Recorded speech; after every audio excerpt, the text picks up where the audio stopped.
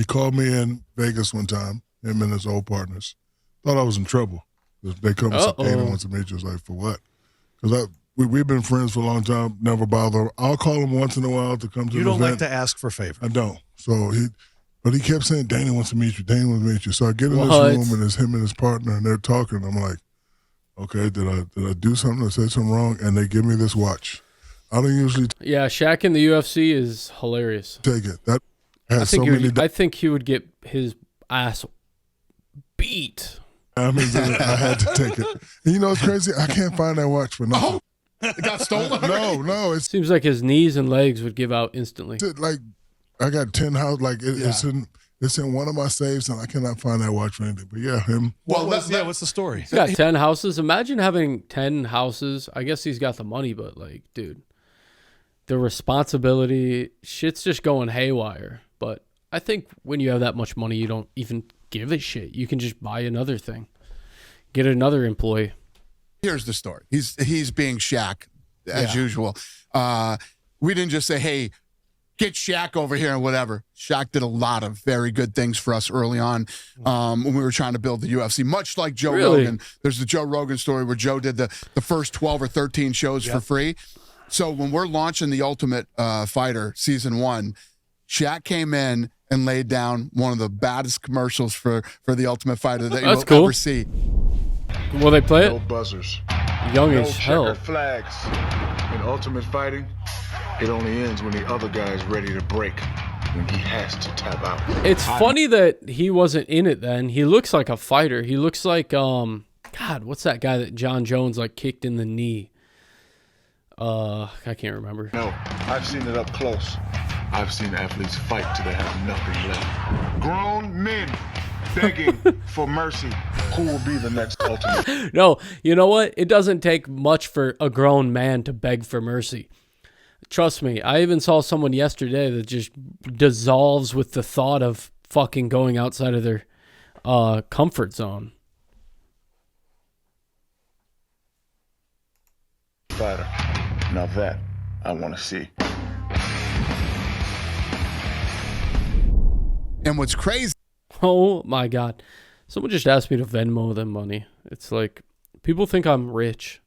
I'm actually the brokest motherfucker. I just conserve my stuff. I don't blow it on stupid shit. I logically think about how I'm going to spend money and how I'm going to get through a month without having to do out-of-pocket shit, strenuous stuff. Like, how much energy does it take to do this and money? Well, I'm not going to do that. I'm going to let it go long ways. We only have so much time on Earth, guys. Is when we went in to film this, he did it in one take. That's how he So is. when you wonder why this dude's on 787,000 commercials, okay, he came in and just laid this thing down one take on the Ultimate Fighter, and it was awesome. I was going to ask you, Yeah, he's was there good. a celebrity that showed up? Shaq's a good entertainer. He's a better entertainer than a basketball player.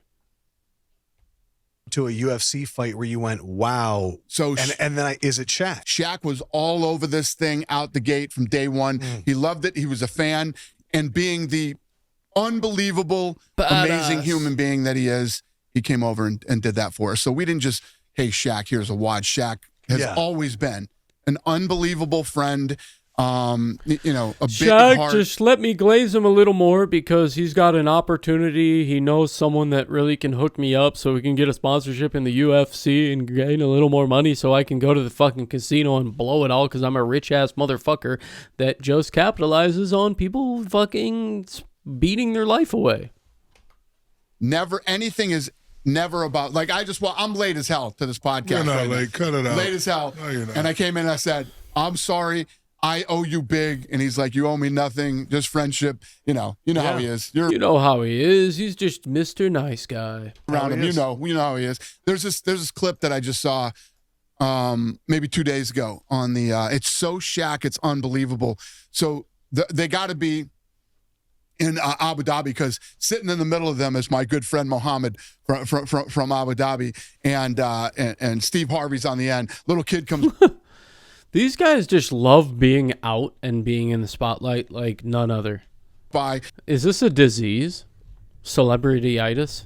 Shakes Steve Harvey's hand. He comes over to Shaq. Shaq grabs the kid and hugs him for like, a minute. And it's just like, that is what life is all about. It is. And that is what this dude is all about.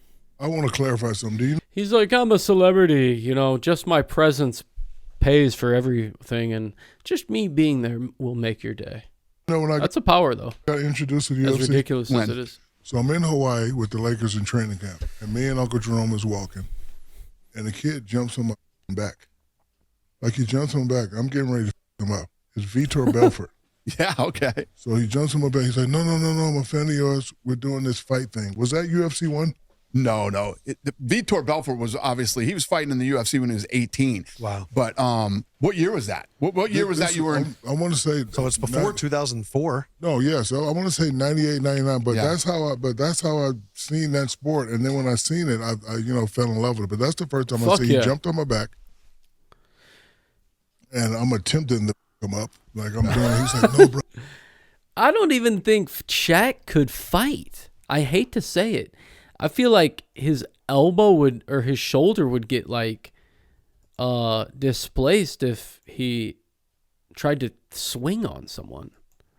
Like, he kind of reminds me of like my dog, my Great Dane. It's like they're very, very big and powerful, but they're very fragile.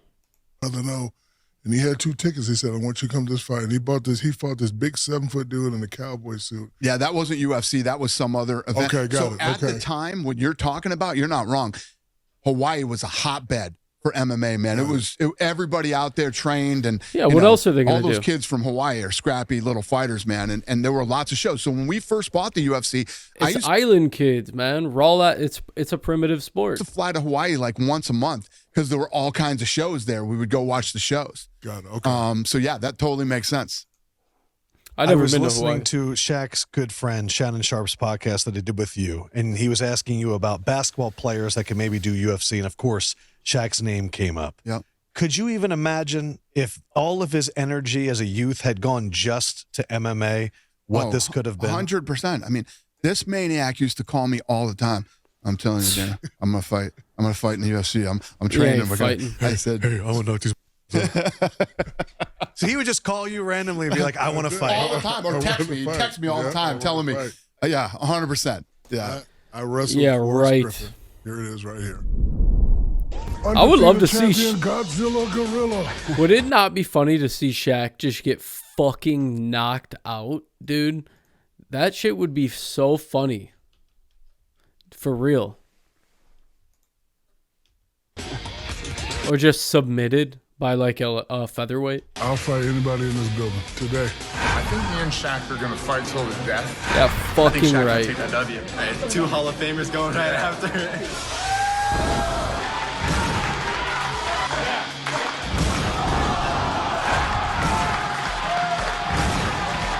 Coming for you, Forrest. Yeah, what? That is hilarious. That is fucking hilarious. You can't even beat the small ass dudes. Coming for you, Forrest. He's the strongest ever. I couldn't submit him. I don't know if he Well, was they're taking it easy fighters, on me, bro. but he couldn't submit me. But after that, I was sore. They What wouldn't would be you able say was to the peak of block a your- rebound like you. I mean, no one's that tall. Hours. Like the strongest youthful, what year? 2000? It's not about that. This is why Well, I had a started- follow-up, but okay. This is why I started Shaq versus. Every guy sits on the couch and looks and says, I can do it. Mm. I'm 7'3" Of course I can fight He's not. There's no way 7 foot. Maybe he is. Mighty Mouse. In my mind. Yeah, Right? But I know when I get out there, he's going to, leg lock, submit and all that. So I like to fight. Used to. And so like whenever I watch I don't UFC, know man, why I always say, highly I doubt think it. I can do it. I trained for it with my guy, John Burke out of Orlando. It actually helped me win 3 championships. I honestly think there's no way Shaq could win a fight. He doesn't. He looks big, but for some reason he doesn't seem strong and agile at all. He seems like a baby. Because when I trained for basketball and then had Yeah, Shaq is soft. Exactly. to go to the season and they would wrestle me, I would get tired. Mm. But when I trained wrestling, I was in shape, and we won 3 years in a row. So every time I did my UFC training, I won.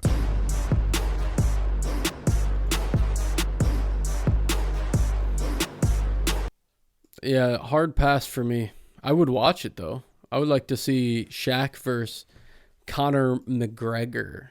Would be awesome. That would get views. Would it or would it not? I think it would. I think it would.